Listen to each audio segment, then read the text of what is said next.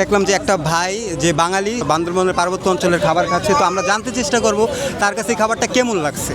আপনি এখান থেকে তাদের ওইখান থেকে পার্বত্য অঞ্চলের একটা খাবার খাচ্ছেন মন্ডি, তো আপনার কাছে এটা কেমন লাগছে? হ্যাঁ, নতুন আইটেম আমরা একটু ট্রাই করলাম, দেখলাম যে অনেক ডিফারেন্স, মোটামুটি খারাপ না, ভালো চলে, অনেক টেস্টি, একটু অনেক ডিফারেন্স আর কি, অন্য অন্য সবার সাথে মিলবে না, এটা আলাদা।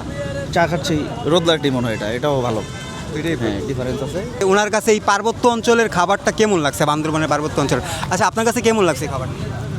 খাবারটা অ্যাকচুয়ালি ডিফারেন্ট কাইন্ড অফ টেস্টটা আসলে এই নর্মাল আমরা বাঙালি নুডলস যেভাবে রান্না ঠান্না করে সেইভাবে না, অন্যরকম টেস্ট ইস ভালো, এক কথাই হলো ভালো, টেস্ট খুব ভালো, এবং প্রাইস ইজ ভেরি রিজনেবল, 80 টাকা, হ্যাঁ খুবই রিজনেবল প্রাইস, প্লাস অনেক চিকেনও দিচ্ছে এখানে, নুডলস দিচ্ছে, সবই দিচ্ছে, মানে enough, I am very happy.